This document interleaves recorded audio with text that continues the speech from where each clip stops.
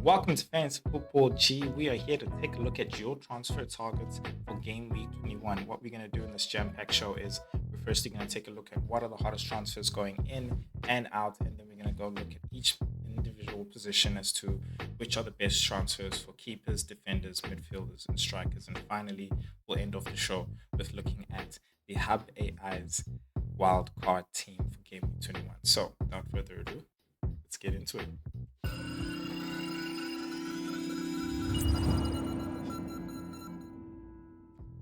All right, guys. So let's get into it. You guys have been busy, absolutely busy, as we can see over here on the screen. The top transfers coming in has been Anthony Gordon over there, followed by Hall. So clearly, everybody's following Newcastle's form there and bringing those guys in. They do have a great fixture, which is Wolves this game week. Playing them at home, as you can see, these are my best fixtures that I have between game week 20 and 23, just to help you guys see who has the great fixtures, row of fixtures here, followed by Anthony Gordon, and Hall is Mbuemo, who himself has also been in good form, scoring at Arsenal and also in that 5-0 win they had against Southampton. They're going to be facing Manchester City though, so I still think that's a game that's okay to play him in, because we all know that City is very leaky. They're not necessarily defensively sound, and the form that they're in as well, I think they could definitely give City a problem. Isak is always a great player to bring in. The guy's been scoring almost every single game week for the past 7 game weeks, so he's absolutely fine. Savio has been one to have been picking up really, with Pep Guardiola hailing him and even saying Grealish has to really step himself up if he was looking to actually get a spot in the squad as well. So I myself wouldn't go there, but I just right now when it comes to City, I'm not looking at any player in the attacking positions. I wouldn't be as well, because I just wouldn't know necessarily where to look. The goal share there with Haaland having 50% of it, it's really almost like a throw it at the wall and hope that it sticks. If you're looking for a player that's really going to be taking the next high percentage of a goal share in Man City. But yeah, if you want to go for Savio, cool, but I wouldn't recommend it from my side. But for those of you who have transferred him in, and at the same time, I haven't actually been watching City, so maybe there's something I'm missing or not seeing there. But even from the numbers as well, he's not coming up on my radar for me. I'm looking at players who are in form, really. He's a great differential, that's for sure. And I think right now, if you're in that state and mode or trying to save your season, then differentials is the way to go, which is something we're going to be focusing on in this transfer target video. So in terms of top transfers going out, Jackson makes total sense. Madison as well has been highly transferred out. I think that's just from the managers who brought him in from his form that he was having in. Diaz, I see the competition between him and Gakpo, but I think he's a don't sell, don't buy type of a player. So with the high number of people selling him, I wouldn't. And I still see that there's people getting rid of Cunha as well. Amidst the whole transfer rumors, I feel like they're really just rumors, and a lot of them are also diverted to Arsenal. In all honesty, guys, I don't think Arteta's been someone who's very hesitant to really spend a lot of money when it comes to backing up his forwards, and I just don't see that transfer happening. I don't see Wolves selling Cunha in the middle of their season where they're really struggling. Do you know what I mean? So it just wouldn't make any sense, considering they brought in a new coach as well. I think Cunha's going to stay there. Having said that, my point is, I think fine, he was informed before his injury. I still would have kept him, unless you're trying to make way for Wood, which makes absolute sense. But yeah. And I get it, actually. They're playing Newcastle, so it's a tough fixture. So it really depends who you're bringing in, but I think he's a good player to have. And Enzo makes total sense as well. So I totally see why you guys have made those transfers. Absolutely makes sense. So let us take a look at the goalkeepers now. But before we do that, what I'd like to do is ask you guys to please hit that like button if you are liking the actual content. Really helps. The aim of the game for this video is just 10 likes again. Absolutely, 10 likes really helps with the engagement, guys. And just leave any questions that you might have here or anything that I might miss. Feel free to ask me in the comment section, and I am on it when it comes to answering your guys' questions in the comment section. And then, of course, if you are loving the content, then you know what to do. Please hit that subscribe button. It really goes a long way for me. I am on the road to 50 subscribers, aiming for 500. So really would love the support. Yeah, so let's get into the goalkeepers, and let's see. So what I did here was I removed Allison and Pickford, and I also removed Raya because I think those are the obvious picks. And what I did was also I created the predicted points range from Game Week 21 to Game Week 25 because I just wanted us to also make sure that we're picking players who also have a good row of fixtures so that we can sort of have in mind of saving transfers in order of preparing for that Game Week 24, Game Week 25 a potential double there for Liverpool and Everton, right? Now, having said that, you know, this is what we've come up with, and it makes total sense considering Martinez is at the top there. My only issue is with as much as he's got the highest predicted points between Game Week 21 and Game Week 25, they're playing Everton this game week. They haven't had a clean sheet this entire season, so I have very little faith in their defense. So as a differential, I wouldn't be going there. In terms of Chelsea, with Sanchez being second, again, it's also backed by the fact that they also have good clean sheets. Good fixtures there. So I think if you really believe in them, then you can definitely go there. They're playing Bournemouth at home, so there's potential, but they've had injuries in their defense there as well, which hasn't necessarily been all that helpful. As well as Sanchez, I think now being a very sketchy pick in terms of minutes. For me, that's really just coming from the speculations. Nothing that I know Enzo Maresca has said that's new. It's just seeing, it's just the speculations as well as the performances for me in Chelsea's defense. I think for me, a great pick here is a Sal's with a low ownership of 13.4%. That's a great differential, and we all know how much of a great defense that Nottingham Forest actually has. They're playing against Liverpool, fine, not really a great entry point, but after that they got some really great games like Southampton, Bournemouth away, then Brighton, then Fulham as well, both home fixtures. So they got quite a couple of home fixtures between now and Game Week 25, and I think he's still a great pick, even if it's going to be against Liverpool. And I say that because having taken out Raya, even Pickford and Allison, mainly because of the high ownership with Raya, of course. You're trying to look at differentials here. It's not necessarily like Arsenal's defense is really putting up the clean sheets like we really expect them to. I feel like I said this the other time, they're sort of like City now, where great defensive performance, but then they're just leaking goals in between the great performance throughout the game. So it really doesn't help putting up all those great numbers when you're not even going to keep a clean sheet. Whereas Nottingham Forest have actually been they've been putting up those good numbers and even getting a clean sheet there as well. Ipswich is just, I think they've had really good performances against the big teams lately, but I wouldn't go to Wharton as much as his predicted points is above Leno's. I would rather go for Leno. You can see it's very close there. It's about 0.1. So I would go for Leno more so because I have more faith in the team as well as Leno. If you're looking for more of a differential pick there in the defense, but we all know we'd rather go with the defenders as opposed to the goalkeepers when it comes to Fulham. So yeah, those are the goalkeeper picks, Game Week 21. I'd say if you're looking for a keeper, I think Matt Sals, despite the Liverpool game, I'd say Matt Sals, and then you can look at Leno, in my opinion. Cool. Let's jump over to the defense there for you guys.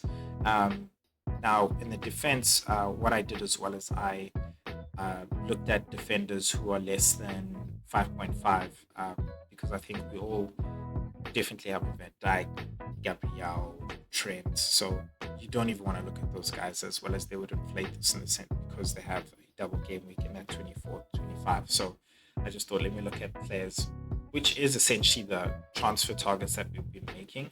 Um, right now, just to touch on it, I think Trent is a don't buy, don't sell because of a lot of the transfer talks and the performance and stuff like that. I look, Trent is Trent, guys. He wasn't playing in the game last night. Well, didn't start in the game. I didn't finish the game off, but I know they lost against Tottenham. Um, I think the mere fact that he didn't play in that game, he didn't start in that game, means he's still first choice. So he'll definitely start. And if anything else as well, as much as you have your minutes risk worry, then I think it might be a great thing because he might just get taken off like just after the 60th minute, and when Liverpool still have their actual clean sheet intact and they want to just bring some fresh legs on. So um, yeah, I think keep Trent, don't sell him. Um, he's still got some good games coming up. Yeah, that's my opinion. Then looking at it here, Konate is definitely someone I have my eye on, but I've got a third spot for Liverpool open just in case of what I want to do with my chip strategy. So right now not going for him, but he is a great differential. I think him being back in the defense as well will make a big difference. Hopefully they can make their defense a lot more formidable. I think he's a good transfer in if you're looking for a cheaper transfer. Munoz as well. I think he's been very unlucky in the previous game weeks. I'm really happy to keep him. He's playing Leicester. I think he's a priority bring in if you're looking for a defender this game week. I definitely put him over Luka Dean as well, just because of what I mentioned. They just haven't kept a clean sheet at all. Luka Dean is definitely there in terms of being able to help you get an attacking return, but I think we all know Munoz is a lot better than that. So I would definitely spend that zero point 0.1 more in bringing him in. Definitely wouldn't necessarily um, bring in a Stupinian, only because I also don't trust the defense of Brighton. They tend to perform, and we've seen this so much that they perform much better against bigger teams. Um, they could get a clean sheet this game week, but yeah, he's just not the same as Stupinian that we had back in those days, bombing up and down. I feel like you can get a lot more for your value with Munoz. Munoz is really that older Stupinian that we used to see. He's right up there with Sa on that wing, crossing, and there's so many unlucky moments where the finisher just didn't finish his goals. So I think Munoz for me is first sub, first transfer, followed by Konate if you're looking for a cheap Liverpool entry in the defense there for the game week. And then third, I would definitely go for Milenkovic. And I think what was interesting, I think Milenkovic has higher predicted points than the rest of the defense. Below this, the rest of the defense, you saw Aina, you saw even Nico Williams, surprisingly, and Murillo. I think because he has that goal threat when it comes to the set pieces. So that makes total sense. I feel like it's having a lot much cheaper Gabriel. Um, Again, they're playing Liverpool, not necessarily the best entry point, and that's why I would put him as my third transfer in for this game week. But yeah, those are the top defensive transfers. So let's take a look at the midfields now.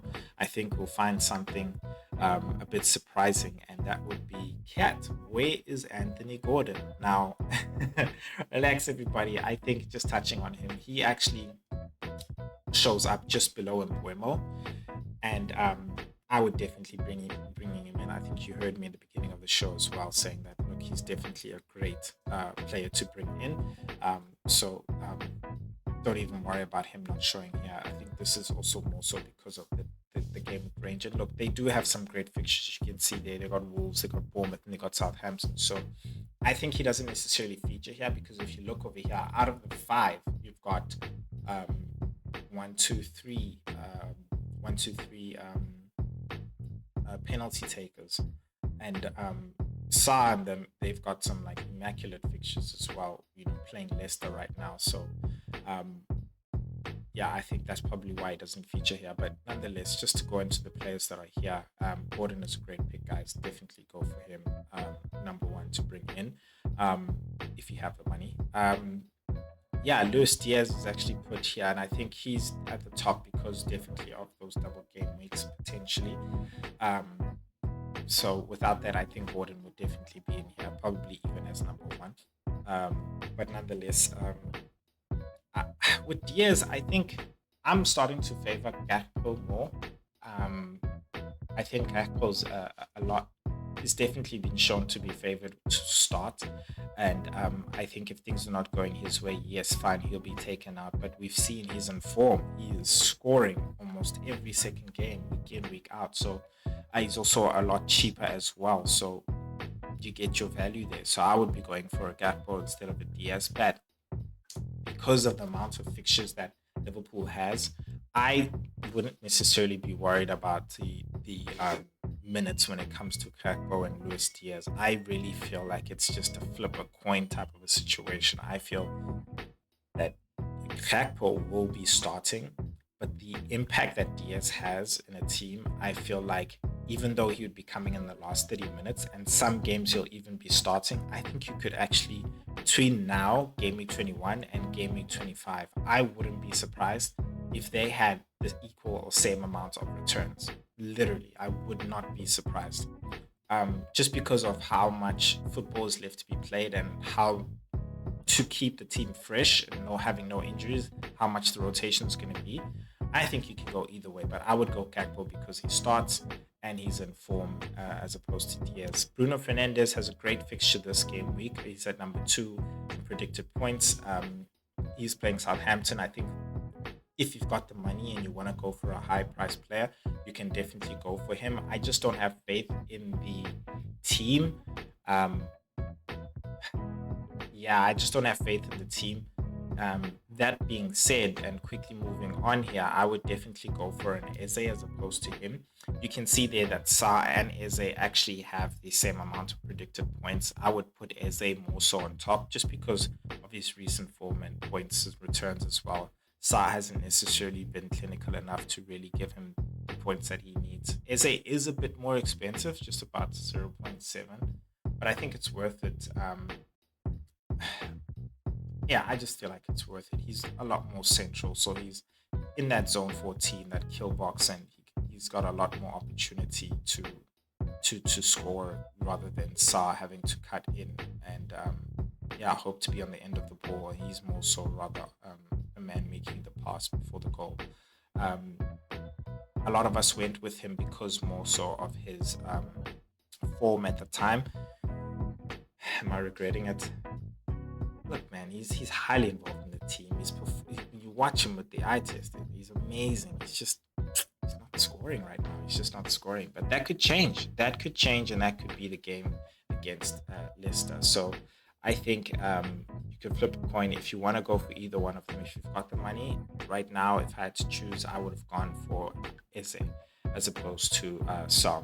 And then Mbuemo there, I think we spoke about him already. Great pick to be bringing in, so not going to touch much on him at all.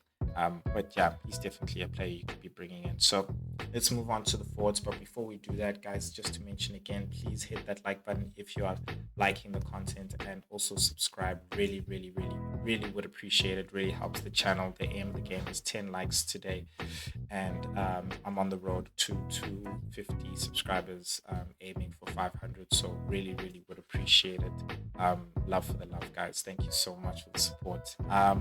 Yeah, let's take a look at the forwards. Yeah, I touched on Cunha. A lot of guys are bringing him out, but as you can see, the Habe eye still favors him. Really had really great form. I think when he comes back as well, he'll still have a lot of great form. A lot just goes through him. He is the talisman of the team, and you can see there that his points predicted, despite having tougher fixtures, is still better than Wood, who's picked up in form as well, and the team as well is about to go into a good run of fixtures despite the Liverpool fixture this game week. I think they can still scratch something from there with Gibbs and Wood in partnership. So yeah, I think you can still bring in Wood if you guys are thinking about it. But in terms of bringing in a striker this game week, yeah, I think João Pedro, who's down at the bottom, will touch on. In fact, I can just mention it. He's got Ipswich. He's got Ipswich this game week. So I think if you want to take a punt, you can definitely take a punt on him if you want to, but it's a punt. Not necessarily one I would really recommend, just because of how we know they are when it comes to playing big games. Big teams versus small teams don't really perform that much. But yeah, we can't ignore the fact that he's playing a very great fixture against them. I think one person who was below them, which you could definitely bring in, a bit more expensive than Wood and Cunha, who's not on here, is Mateta. I'm very open to Mateta. He's definitely there in the box. I think this is a great game to also bring him in against Leicester City away. So yeah, that's just mentioning somebody that's not on the screen here. When it comes to Kai Havertz, I would stay away from Arsenal attackers. As much as a lot of people have got Gabriel, there are some of you who still do have Kai Havertz. He is a differential. Yeah, I just wouldn't. Because in attack we're not really we're not producing the way we should be, and it's so funny to say this. Even if Saka was back, we would be better, but there's just something missing there that's not clicking, and I really don't know what it is and how Mikel Arteta is going to fix it. I just wish we could go back to that season of 22-23 where 21-22, yeah, 21-22, even 22-23, bro. Yeah, bro. No, it's 22-23. Yeah, yo, bro, we were killing it, man. We were killing it. That first season when we came second, yeah, man, we were killing it. So, nonetheless, I think Gakpo is definitely a better player to bring in there as opposed to Kai Havertz. Definitely also because if you're chasing and you don't want to be following the pack, I think Gakpo with his form as well is better to bring in more so than Wood. He's a better, bigger differential, of course. So yeah, considering we also have the Gameweek 24 for them. So yeah, those are players I would definitely bring in. I excluded, which I think we should mention, Erling Haaland. He scored in the previous game weeks. I think we have to monitor him because the previous game week he scored 2 goals, and the previous one before that he scored 1 goal. So he's building up, and his ownership for last time I checked was around about 30%. So it's not necessarily effective against us, but it will be, and we need to monitor his ownership as well the moment we start seeing everybody start to move towards him. And I said monitor, don't move necessarily towards him, because you just want to see how the team's getting along. They are building up momentum, so let's just keep note of that as well. It's just right now to bring him in, I think you would really have to destroy your team to bring him in, and that's why I wouldn't recommend bringing him in.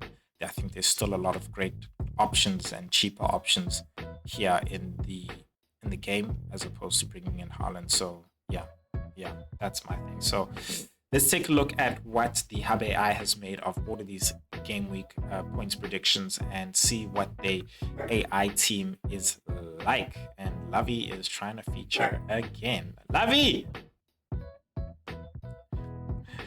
Cool, let's take a look at it. So the Hub AI in goals has gone for Sanchez, playing against Bournemouth this game week. And then they've gone with Trent, which is where a lot of the money has gone, along with Gabriel as well, keeping the faith in the Arsenal and Liverpool defense, and then bringing in Munoz there at 4.7.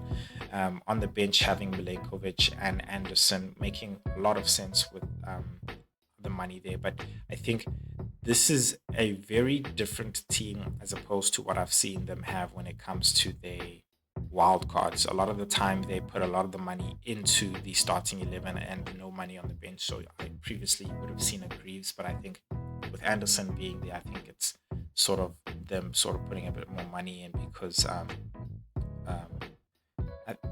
yeah, I think it's important to have an entire squad who can play, considering the injuries and the amount of football there is now. So that makes sense.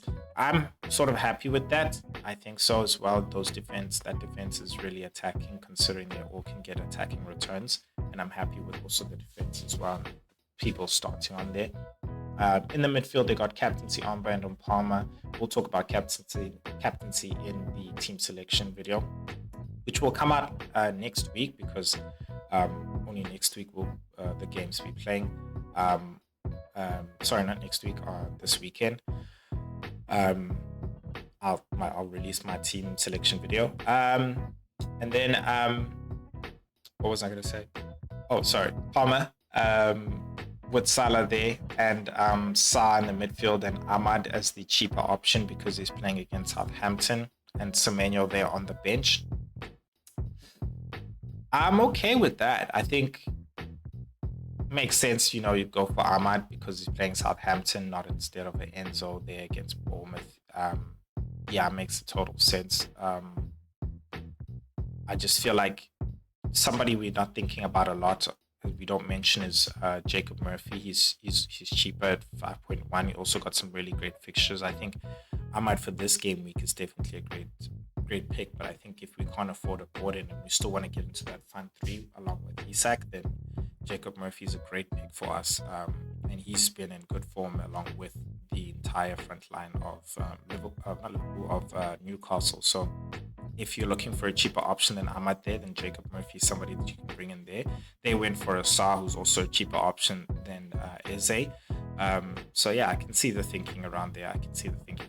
Then I think the strike force is very much standard from what we were saying, which is an Isak, of course, João Pedro because he's playing Ipswich, great fixture, and then they went with a Wood despite the fixture. So I think that's going to be a lot of people's strike force this game week. So yeah, really, really interesting. This is such a different team to what the HBI is, and I think that's a great cue to bring in the fact that Fantasy Football Hub is still got their 30-day free trial along with 30% off straight after that free trial. So you can grab the link in the description if you want to get that. It is their save your season promotion deal. So if you really want to get all these amazing tools and see their AI team as well for a free hit, they've also got a free hit AI team they put together, and amazing tools, really, really great tools. Yeah, you can grab it all using the link in the description within 30 days. So another good period to really use it and help you with your chip strategy, which is another video I'm still planning to do for you guys. But yeah, so let me know what you guys think of the HBI's wildcard. What do you think of the transfer targets that I've mentioned here? Let me know who you think I've missed, which I should have spoken about. And just drop your questions in the comment section below. Please hit that like button and of course subscribe if you're loving the content. I will see you guys in the next video, but before you go, here's some more content for you guys to watch, and I'll see y'all. Peace.